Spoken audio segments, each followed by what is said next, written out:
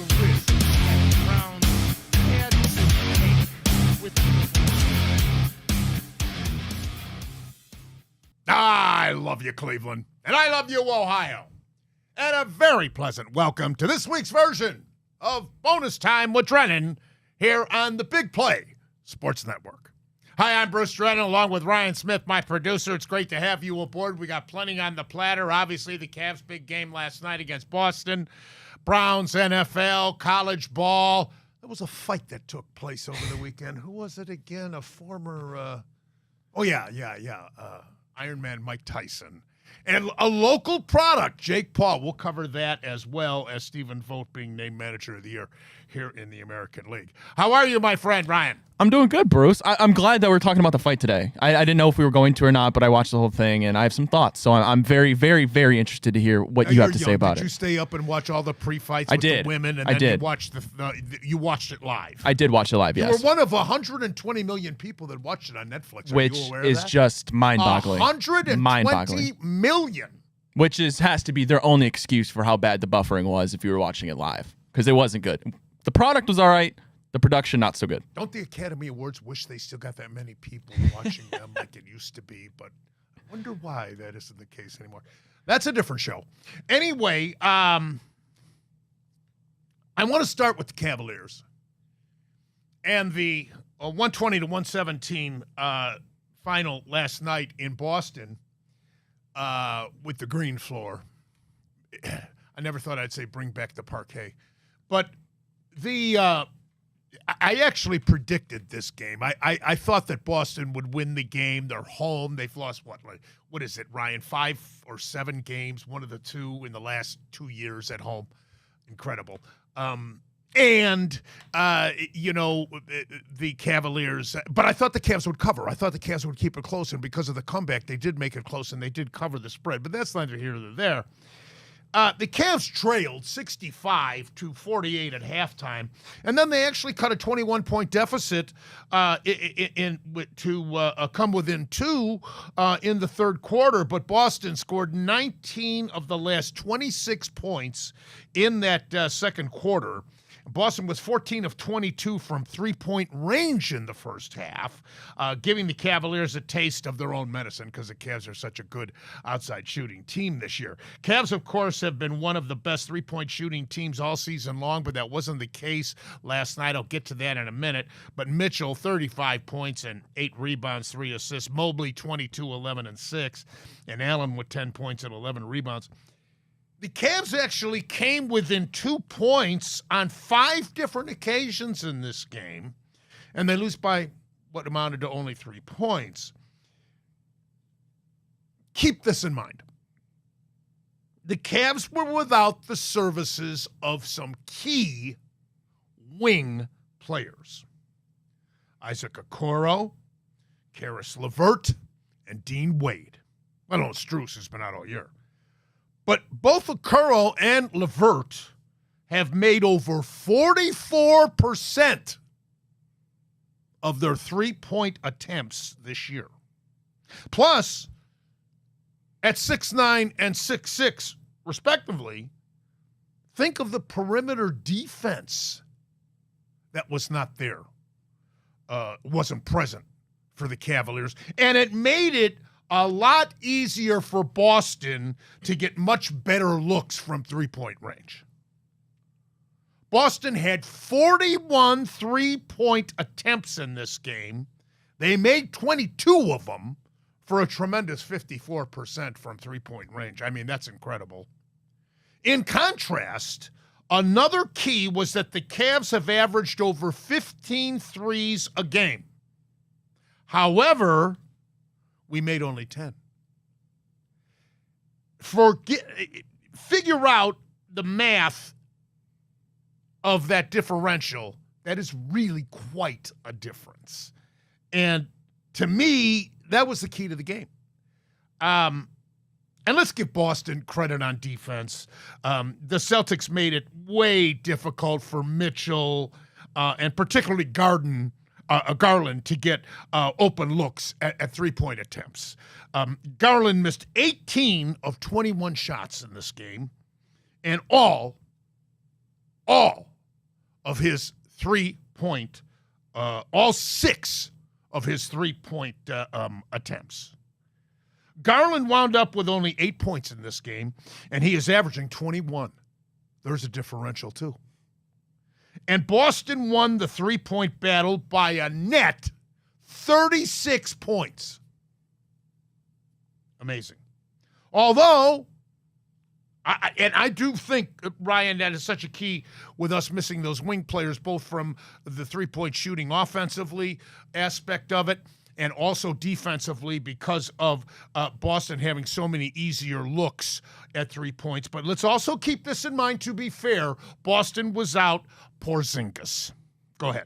Yeah, I mean, listen, this was the best against the best. No, without a question, these are the top 2 teams in the East, and this should be likely to be, hopefully, fingers crossed, the Eastern Conference Finals that we see this season. And I mean, I can go over the number of reasons the Cavs lost this game, and they were getting blown out at one point, but it's the final score that matters. For them to come back from that was just an achievement on its own. And listen, you talked about the players the Cavs were missing. You're missing length and defense. Your 2 best defensive players in Okoro and Wade, of course, outside of Mobley and Allen, but guys that can actually keep up with the superstar wing. You didn't have those guys out there. You were missing Karis LeVert, who, as you mentioned, has been amazing this season. He's their spark plug off the bench. Darius Garland didn't show up. You're not going to win a lot of games against good teams when your superstar doesn't show up. And Donovan Mitchell did what Donovan Mitchell does. Now, the path forward, right, is we saw this. If it's a Donovan Mitchell show, he barely got us past the Magic. We failed against Boston. You're going to need guys like Darius to step up, and he knows that. And this was easily the worst game, one of the worst games of his career, in fact. But he's been clutch before this. In fact, he was the most clutch player in the NBA heading into this game. So do I expect that to continue? No. Is it maybe a little bit alarming that he has, I don't want to say a problem, but he often not shows up more than he does in big games? But listen, this is the regular season. That's the great part of winning 15 games in a row, Bruce, is you can suffer a loss like this, and you're still completely fine.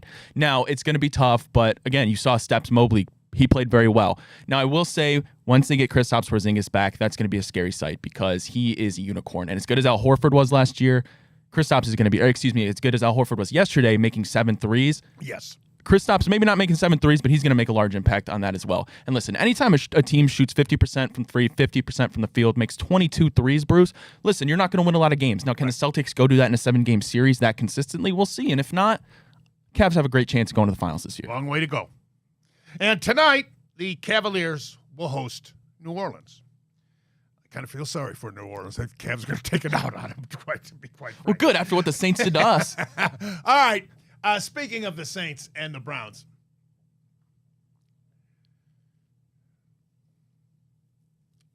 if a person went into a coma, heaven forbid, but let's say a person, a Browns fan, went into a coma last year before the season started, missed the whole season, was in a coma, comes out of the coma before the start of this season. Do you think you could convince that person that the Browns were a playoff team a year ago? I'll take it a step further. Do you think you could convince that person coming out of that coma that the Browns had the best defense in the NFL last year? What do you think?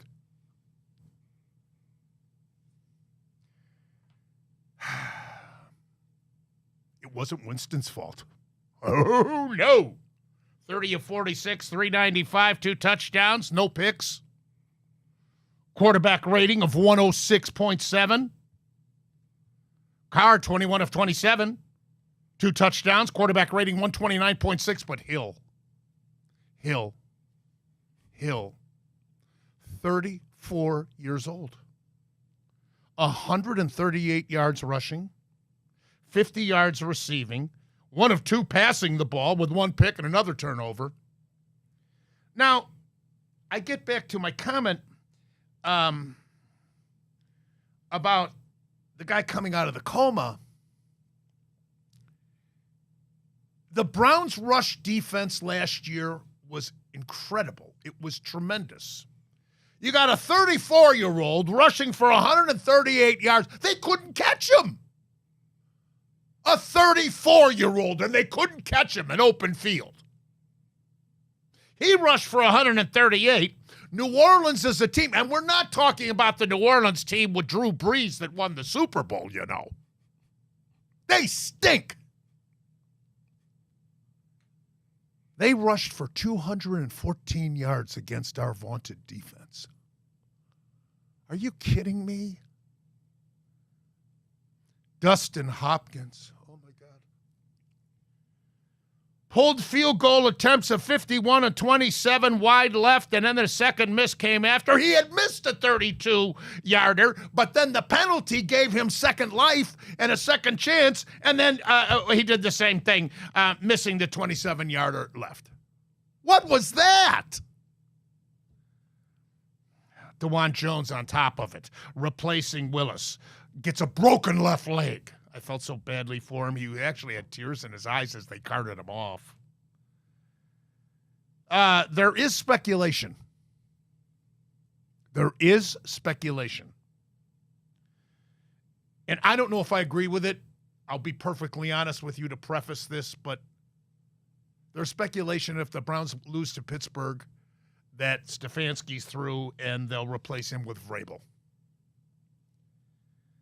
Going into this game against New Orleans, the Browns were 10-2 against the spread when coming off a home loss. And New Orleans was 1-8 against the spread in their last 9 non-conference home games. You think I could convince that person that was coming out of the coma, Ryan? I think the only way you'd be able to convince somebody of that is if you told them Myles Garrett tore his Achilles, Denzel Ward retired. Jock did unfortunately suffer a very serious neck injury, and basically everybody just dropped dead. I think that's the only way you'd be able to convince them, but it's very unfortunate. And for the Browns to be coming off of a bye and to be that just unprepared and quite honestly lazy, facing a team in the dumps like the Saints and to lose that badly, it's infuriating, it's disappointing, but it's par for the course of this whole entire Browns season. And you see players like Juan Thornhill, a play that a lot of people were highlighting of him jogging. Now, whether he was hurt or not, I don't know, but if he was hurt, why is he out there? But it just shows there's a lot of veterans, matter of fact, on this team that have given up. A lot of guys that know they're not going to be here next year. They're checked out. Do you think Stefanski has lost the team? I don't want to say that, but unfortunately, that might be the reality because as everything's going wrong, you're losing to teams you shouldn't. Not only that, you're getting blown out, embarrassed by teams you shouldn't that have no business looking good on an NFL field. I want to ask you something else, too. Let's. The reason I said that with the speculation, if they lose to Pittsburgh, that he could be replaced by Vrabel. We were the biggest joke in the NFL as far as revolving door coaching changes for how long? I mean, how many did we go through? I don't even want to go back to Chuck Noll. I've given you that example numerous times. They've had 3 coaches since Chuck Noll. That's decades, and that's even almost a century ago, it seems. And how many have we had? But particularly since we came back as an expansion franchise in 1999. I mean, a joke. So there is a lot to be said about stability and staying with one guy. Now, the reason I just asked Ryan if, in his opinion, Stefanski has lost the team. If that's the case, then you have a legitimate reason to replace him. I don't know if that is the case. Ryan, had you finished your point? Well, just going off of this Kevin Stefanski thing, I will say, Bruce, as we all know, history does tend to repeat itself. The last 6 Browns head coaches to get fired, they've come after a Browns loss to the Steelers. And I hope that's not what the case is going to be this year. But I will say it's interesting when Mike Vrabel came into, and that's the hot name. Everybody knows that. And it is interesting, though, when we hired him as a consultant, it seemed, and he said it himself, he wasn't going to have a role on game days. Very interesting. He's on the sideline in New Orleans with a headpiece on, right? That's interesting. You can't ignore that. It seems like the easy answer to do if Stefanski loses this. I don't know many head coaches, regardless of the cachet they built up, unless you're an Andy Reid, unless you're maybe a Sean McVay, a Tomlin. You don't survive 3 and 14 seasons. It just doesn't happen. And with everything going wrong this year, I don't think Haslam has the guts to stick it out with Stefanski and see this thing through. Well, meanwhile, our next opponent, the Pittsburgh Steelers, Thursday night game, they defeated Baltimore 18-16. They improved to 8-2. Baltimore falls to 7-4. And the Steelers defense obviously won this game by curtailing Lamar Jackson big time. Jackson's quarterback rating was 66.1 in this affair. And they also limited Derrick Henry to only 65 yards rushing, and he's been getting well over 100 in most every game now for I don't know how many weeks in a row. The Pittsburgh defense held Jackson and the top-ranked Ravens offense to season lows in points, yards, and also forced a season high for them in mistakes and Baltimore's self-inflicted wounds to combine. This was Pittsburgh's 8th victory in their last 9 games against Baltimore. And Chris Boswell kicked 6 field goals, accounting for all of the Steelers' 18 points. 6! Our guy can't even make it from 27 yards, for God's sakes. This is the second time this year, get this, that the Steelers have won a game without scoring a touchdown. And that's why I don't believe they can win the AFC. Or yet alone the Super Bowl. Because unless you can put up 30 points or if necessary 40, you got to be able to score. I'm not saying that you have to do that. You're going to have games like this that are totally defensively oriented. And as I've said before, these antiquated fossils that keep saying, oh, defense wins Super Bowl. Bull. The game has drastically changed. If you can't put up 30 or 40 points, you're not going to get to the Super Bowl, let alone win it. And let me emphasize this as far as the defense. Defense can win and does win a lot of 42-38 finals. A key defensive play here, a key defensive play there. But unless you have a near unstoppable offense and you can put up points big time, you can't win in this day and age. The rules are made for the offense. The game is designed to favor the offense. The league has done this to the officials because they want high-scoring games because the fans want and find it entertaining for high-scoring games. So, by the way, Baltimore is a 3-point favorite at Los Angeles against the Chargers. We're going to get to the Chargers in a minute. But do you agree with my point about Pittsburgh not being able to win the NFC?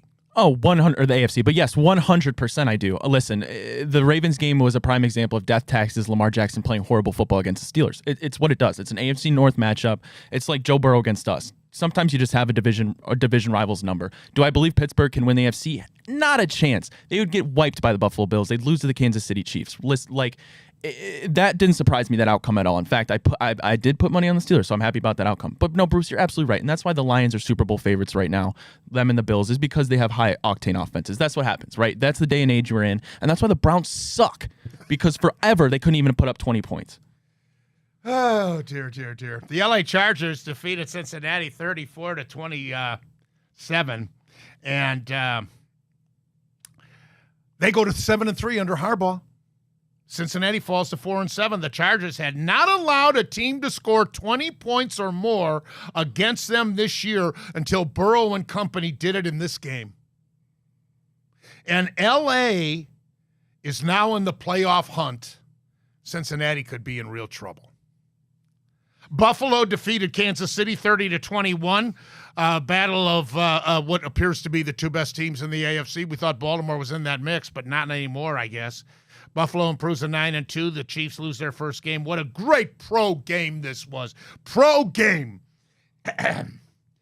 Two great pro teams. You hear that, Browns fans? Pro football. Not the slop you've been subjected to. Now, Allen evened his record to 4-4 against Kansas City, including the playoffs. And Kansas City ended Buffalo's Super Bowl hopes in the third, in 3 of the last 4 playoff runs for Buffalo. So we may have seen a preview of the finals. Go ahead and jump in if you want on those two. Yeah, no, I mean, Bruce Shep's right. When you watch teams like the Kansas City Chiefs and the Buffalo Bills play, I mean, it seems like they're playing an entirely different sport than the Browns. It's astounding. And obviously, that's big, very well hinging on the quarterback play. I'm not naive to that. But Josh Allen on his way to an MVP season got rid of Stephon Diggs. And Bruce, he's been nothing but more efficient, nothing but more productive, nothing but more statistically amazing. And I think he's going to win the MVP, rightfully so. And it just shows, man, just good teams, good cultures. All they do is win. They can lose players, they can be down. All they do is win. It's so infuriating how far the Browns seem to be from those type of teams. Well, maybe, Buffalo's got to get the monkey off their back because they've been a contender now for several years, but certainly be taken into consideration. They're in the same conference with Kansas City. So Denver really did a job on Atlanta. This game stuck out to me because I wanted to mention it to you. Both teams are now 6-5 following the trouncing 38-6, the final. And the Broncos very much alive in the hunt now for a wild card spot here in the AFC. And even with the loss, the Falcons still are in command in the very weak NFC South. Green Bay defeated the Chicago Bears 20-19 to improve to 7-3, and I'm not surprised at this outcome at all because it's a rivalry. I grew up in Chicago. When the Bears stunk, they always played the Packers really tough.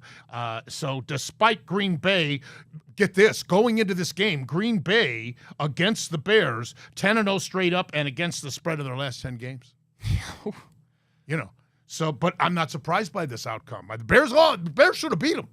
The kid Williams had a good game. Seattle defeated San Francisco 20-19. I wanted to mention this game to you. Both teams now 5-5 in that NFC West, and the Niners really are behind the eight ball now because even though they got McCaffrey back, this was a tough loss for them because they're at Green Bay this coming Sunday. Listen to the games they have remaining. They're at Green Bay this coming Sunday. They're at Buffalo. They're home to Detroit, not necessarily in this order, but this is what they got left on their schedule. At Green Bay, as I mentioned, at Buffalo, they're home to Detroit. And they're at Arizona, and Arizona's for real. Tough schedule for the Niners. By the way, San Francisco had beaten Seattle by at least 8 points in 6 straight games. The NFC West, Bruce, is going to be a leg race till the end. Arizona's up right now, which is pretty surprising. But, I mean, the Rams, they've been injured, but they're coming back. They're on the come up. And for the 49ers, I get it. I mean, you're out Kittle, and they're clearly suffering on offense, losing Brandon Ayuk for the season. I don't really know what you can expect out of Christian McCaffrey, even though he is Superman coming off months of Achilles tendonitis. But, yeah, Brock Purdy's losing money every loss that the 49ers face, and I wouldn't be surprised if we ended up seeing them missing the playoffs based off that schedule. And that sounds crazy. And another thing, if you would have told a person in a coma last year that the 49ers wouldn't make the playoffs, well, they'd be equally mind-blown. Well, that might force San Francisco to look into free agency for a quarterback or perhaps draft one if they make a deal. Detroit, 52-6 over hapless Jacksonville. My goodness, Detroit now 9-1, one of only 2 teams in the entire NFL, along with Kansas City. The Lions are 9-1 for the first time since 1954.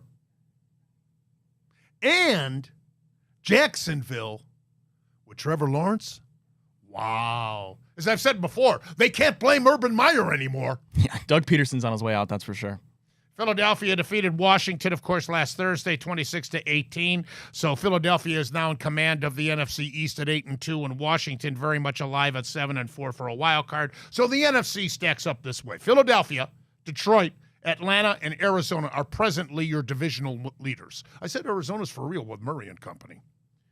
And then you've got Washington, Minnesota, and Green Bay at this moment as your wild card teams.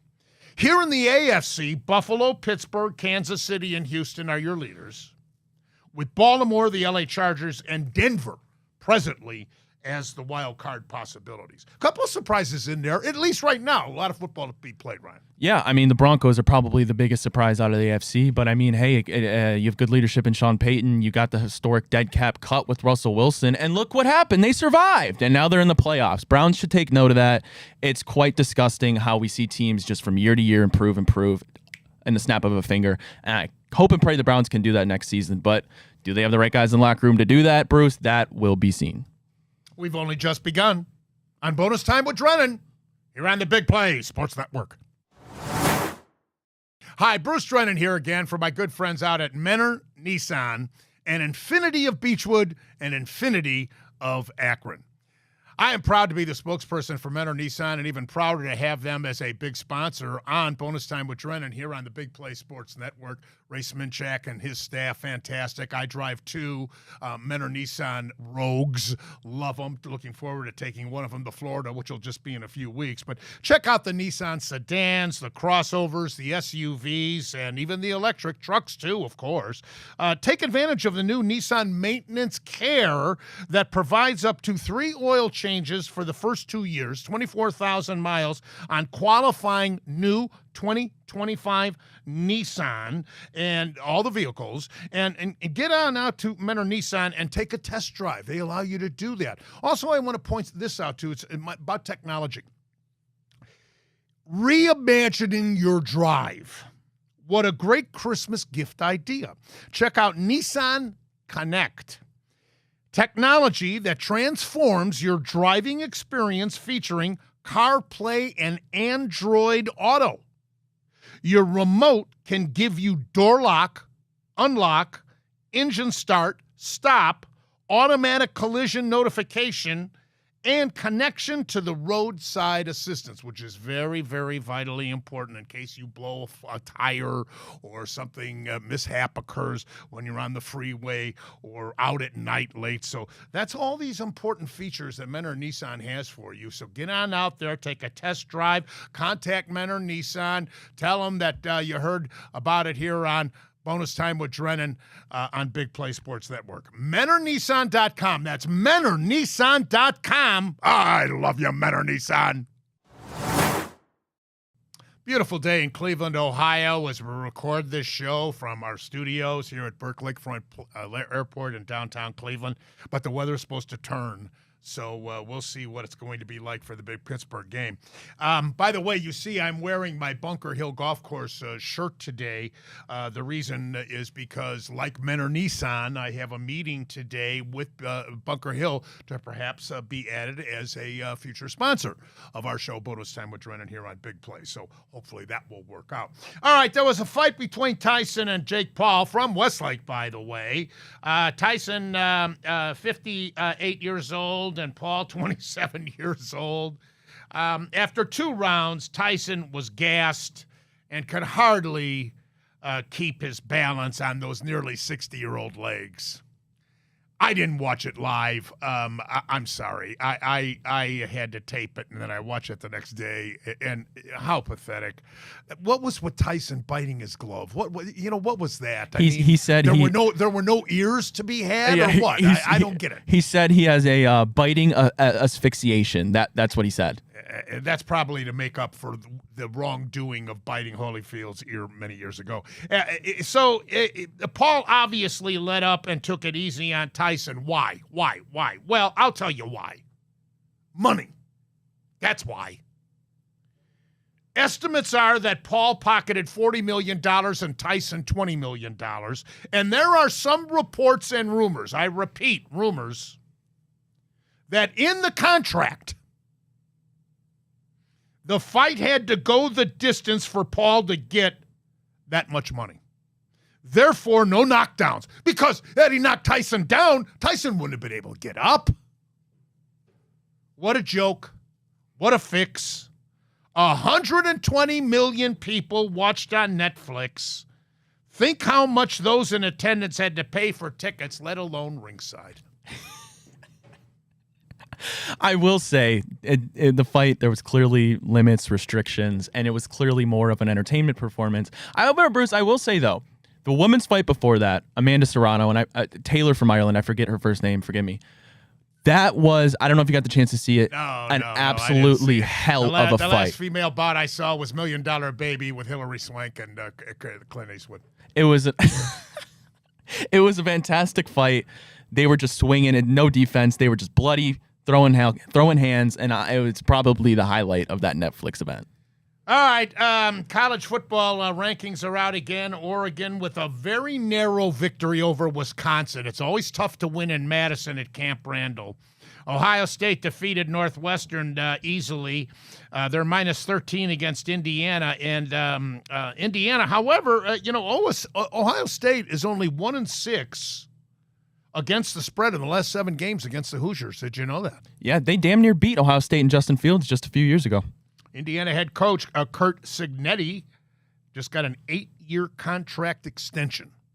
I like Ohio State to win big in this game. Indiana hasn't played anybody yet, and they certainly haven't faced a defense like they're going to face, even though Indiana has some scoring power at the skill positions, and they've been putting up big numbers.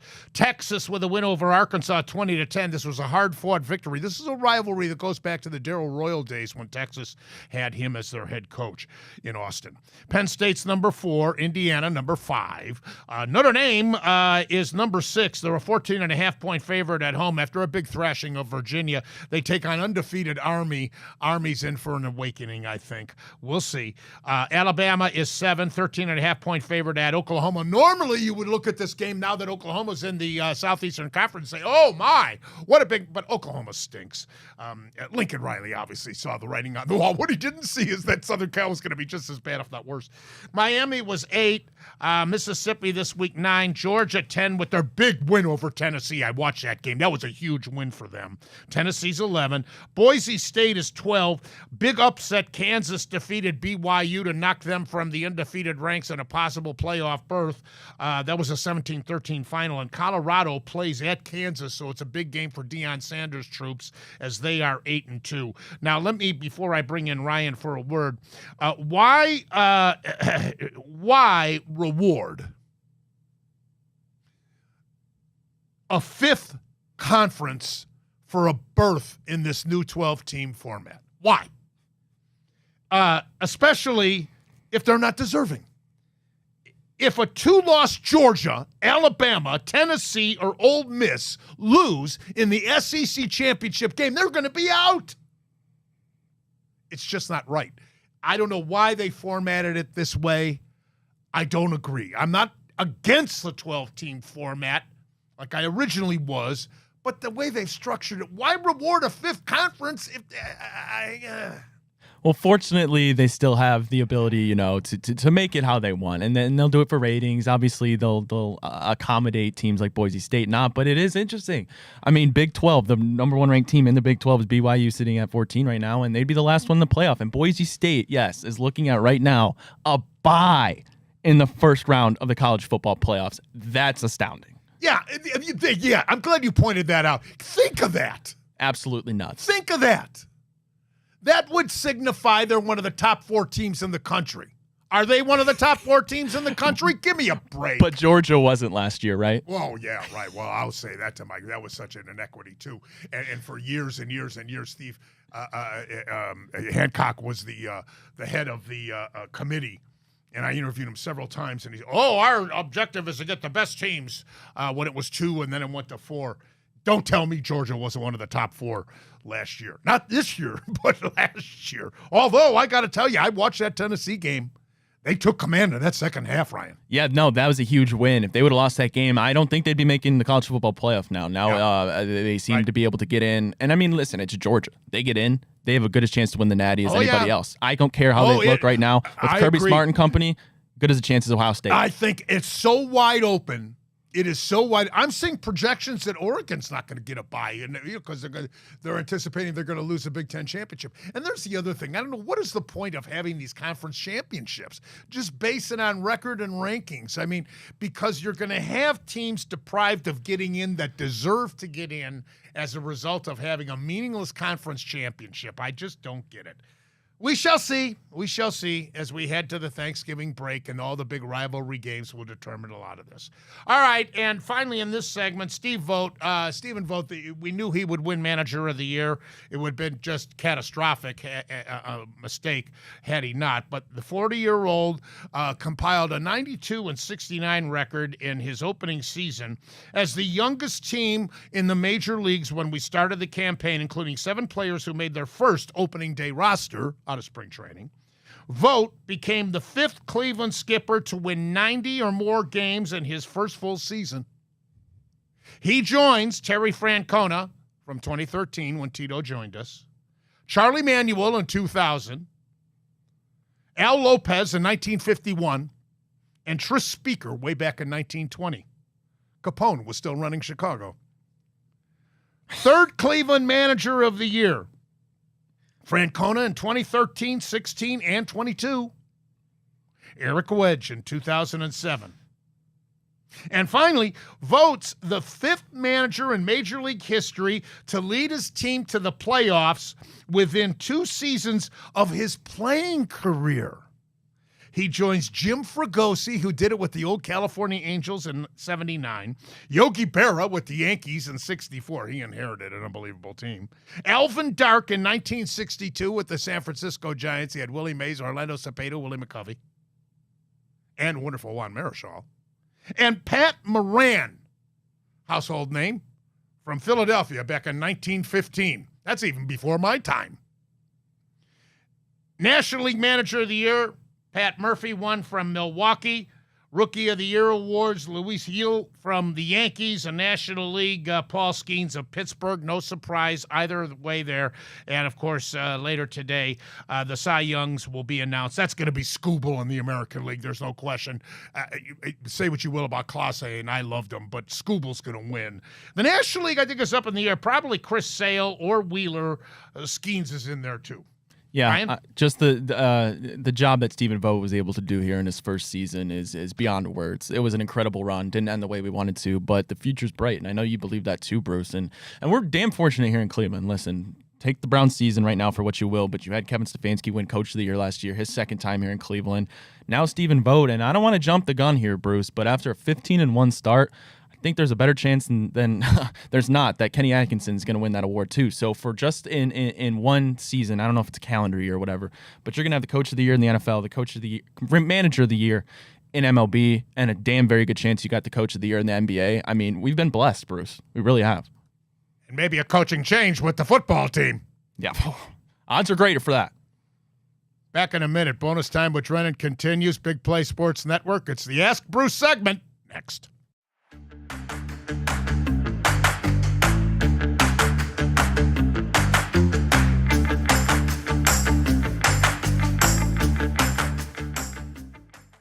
All right, this is the Ask Bruce segment, always a segment I look forward to getting input from you, the fans, and look forward to that every single week here on our show. Fire away, Ryan. All righty, we'll start with some college ball and our Ohio State Buckeyes. Hey, Bruce, could the OSU versus Indiana matchup make or break Ryan Day's tenure in Columbus, even though they are 10-0? And what do you think the Buckeyes must accomplish during bowl season in order for Ryan Day to keep his job beyond this season? Well, as I said earlier in today's show, I think Ohio State will win and cover. Even though I have a lot of respect for Cignetti and what he has done at Indiana, formerly at James Madison. He gets this big break in Bloomington, and I give him all the credit in the world. But they haven't played anybody, and they certainly haven't played a defense like this. So I think Ohio State will prevail. However, to answer your question, if indeed Indiana miraculously upsets Ohio State in Columbus, boy, what does that do for Ryan? That would mean to me that he would have to at least make it, at worst, he'd have to make it to the championship game in the playoffs. They'll still make the playoffs because they're going to beat Michigan. But he'd have to make it to the championship. He wouldn't necessarily have to win it, but he'd have to at least get there. Alrighty, flipping over to the NFL. Hey, Bruce, in the NFL, do you think semi-rebuilds can work, or do you think a full-blown rebuild is the only way that we see success in the NFL? Teams have been able to refuel while they're rebuilding. But the Browns have never convinced us that they are capable of doing that, have they? You know who has? The Indians, now Guardians. They've done it very successfully. Many a time. It's a different sport. It's a different economic structure. We all know that. But I just don't think the Browns... First of all, you got to have a quarterback. Who would have thought, Ryan, that we would be back to this quarterback controversy that we had for how long? Since Bernie. Yeah, seriously. Think about it. Oh, woe is us. Hey, Bruce, do you think the Browns have a bad history of failing to hold players accountable? This comes after the film of Juan Thornhill jogging as Marquez Valdes-Scantling scored the touchdown. Well, I don't want to stereotype the franchise in general, although it does seem like that. I think it depends on the individual coach. Take your choice. We've had so many of them, and they've all been multi-flawed. The guy that I didn't have any problem with is our colleague here at Big Play, and that's Greg Williams. He's the one that should have got that job, and I still dare say he would be the coach today of the Cleveland Browns had they made the right decision and hired Greg. But you could find flaws with all of them. Pettin, Jackson, Romeo Crennel. Another guy that might have gotten a break was Chudzinski. He never really got a fair shake. But the rest of them, they were all flawed. And now, unfortunately, and like I said earlier, I'm not jumping on the bandwagon to get rid of Stefanski, but it does appear like the writing may be on the wall.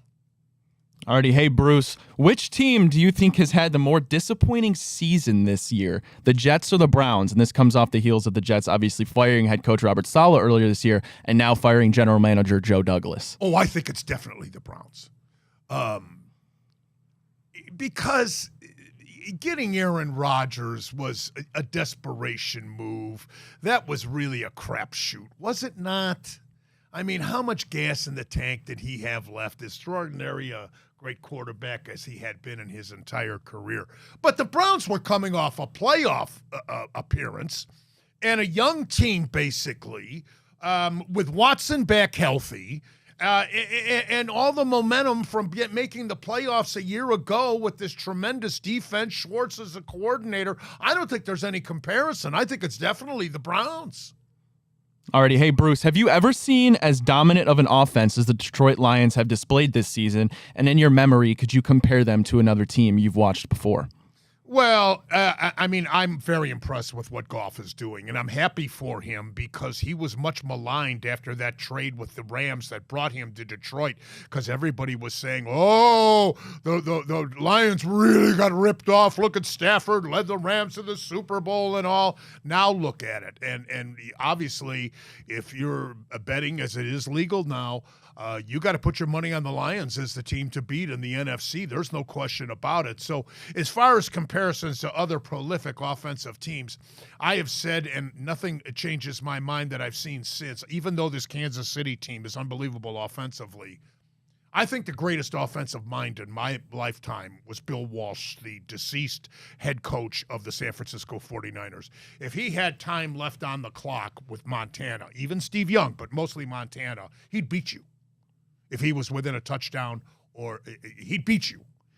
Just an incredible, diversified, balanced offense that I just adored watching. Great offensive mind. All right, we'll flip it over here to basketball for the last one. Hey, Bruce, what's the biggest difference you noticed last night between the Celtics compared to our Cleveland Cavaliers? Well, as I said it earlier, we were missing our wings, both offensively and defensively because of their height and making it too easy for the Boston wing shooters to fire away uncontested or not with a hand in their face. I think that was a real huge difference, and it affected the percentages, which was a 36-point differential, 3-point range, as we pointed out earlier. All righty, well, that'll be it for Ask Bruce. That's all the time we have for this version of Bonus Time with Drennan here on the Big Play Sports Network.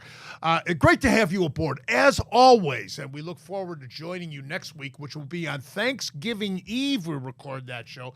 Plenty to talk about. We'll see if we have a new coach with the Browns. I don't know. Heaven knows. We're all speculating. Listen, have a great week. Be careful out there. Drive safely. We'll see you then. Until then, as always, and most importantly, you remember, I love you, Ohio. And I love you, Cleveland.